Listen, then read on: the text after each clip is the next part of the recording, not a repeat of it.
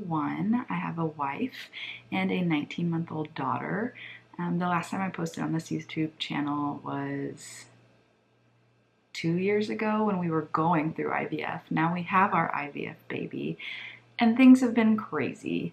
I guess I'll just take it back to the very beginning.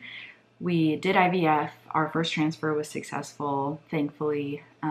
We were pregnant with our daughter. I was carrying. Things were going really, really well. The transfer took place in May of 2024. She was due in February of 2025. Everything was progressing great. A little into 30 weeks, I started having blood pressure concerns. And then at the end of 33 weeks, close to 34 weeks, I went to triage. I got the steroid shots, had to go back 24 hours later and get the next steroid shot. And I ended up being admitted for preeclampsia at 34 weeks and 3 days. Like I said, up until this point in my pregnancy, anatomy scan was great. I did have a marginal cord, but nothing came of that. She looked good. She looked healthy. Ended up having a C-section at 34 and 4 due to stalling. So she was a little over 6 weeks early, or a little under 6 weeks early. While we were in the NICU, or I guess, let me back up. When they admitted her to the NICU from the OR, and I finally got to go meet her in the NICU, they did tell me that she had a heart murmur. They believed that it was her PFO closing, which is how the baby's blood circulates while they're in utero.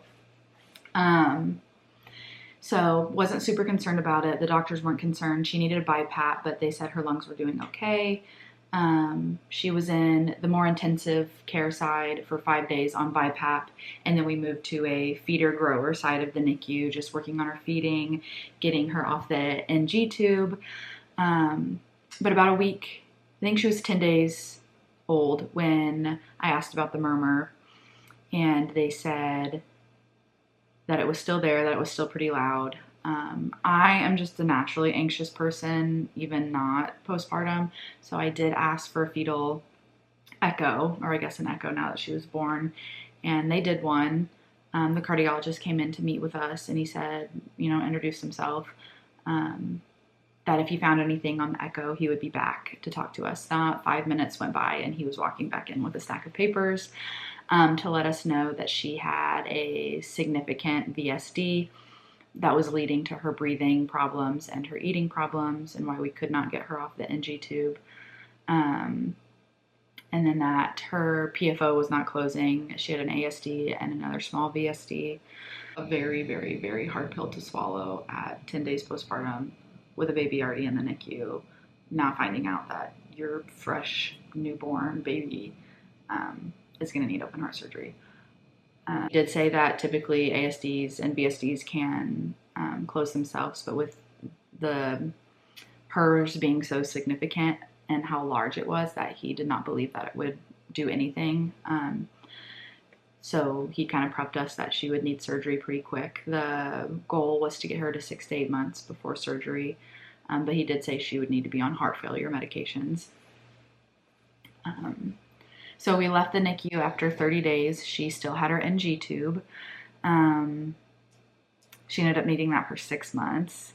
Long story short, she was on several heart failure medications for diuretics, for potassium sparing, to keep her electrolyte levels okay while we were getting all of the fluid off of her lungs and her heart. So we were hospitalized 2 more times after the NICU, just for like IV Lasix, IV medication for about a week each, just to help get her to gain weight and get her as old as we could before her surgery, because they kept classifying her as failure to thrive, so FTT. But ultimately, her last hospitalization resulted in them scheduling her surgery pretty quick. So we didn't even make it to 6 months. We made it to exactly 4 months. So on Cinco de Mayo, May 5th, she went in for her open heart surgery. It took about 4.5, 5 hours. They patched her large VSD, which was 12 millimeters, and they stitched her PFO closed. They left the other two open. We were in the hospital in the cardiovascular intensive care unit for a week before we got to go home. She was on sternal precautions for 2 months following her surgery due to it. They had to open up her sternum, you know, and like bring her heart out of her chest. So she didn't start daycare until a little after 7 months. Just didn't want her to go back with those sternal precautions because you can't pick a baby up under the arms, you can't pull on their arms. There was just a lot of things that they couldn't do, and I don't think her daycare would have done anything maliciously or on purpose, but I do know that they are truly doing the Lord's work and taking care of all of those kids while parents work. And accidents happen, and it was just better for my anxiety if I kept her home while she was recovering, and I could be the one making sure that sternal precautions were followed. And at this time we were all also working on feeding. The hard thing with her heart is her cardiologist, the nutritionist, all of these people were like, oh, as soon as her heart is fixed, the NG tube is going to come out, she's going to be eating, she's going to feel so much better. And that was not the case. And the more mom groups I was in, the more heart pages I was added to or started following, I saw that a lot of parents were like running into the same thing, where they assumed that the NG would just come out as soon as the heart was fixed and they'd be able to eat, take a bottle, wherever they were at in the stages of eating. No. We ended up having her NG tube for 2 more months. After her surgery, she got rid of it July 4th, so that was exciting, and didn't need it again. Just a lot of back and forth. We did swallow studies at the hospital with a speech therapist. They determined she was aspirating, so we had to go back to an ultra preemie nipple, and if that didn't work, then we were gonna have to start thickening, but we were able to work with an ultra preemie to a preemie nipple, then a transition, then level 1, level 2. It just took a really long time, and that's not something I was mentally prepared for. I want to start vlogging kind of our life post everything. I know that people probably would have found all of the hospitalizations and the surgeries much more interesting. I mentally could not focus on anything other than her and getting through that part of life, so none of it was vlogged. I want to start vlogging now, kind of our life, wife, cardiac, heart warrior baby, 2 dogs, and eventually tagging along on our next IVF journey, which I do not know when that will be because she has been a doozy.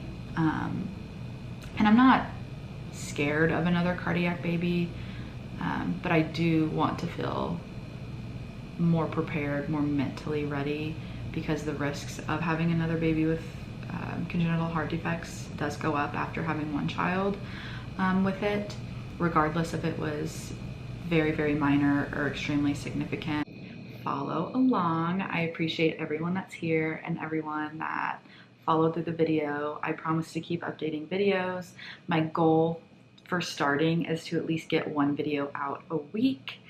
Yeah, so I look forward to you guys tagging along, and I'm glad you're here.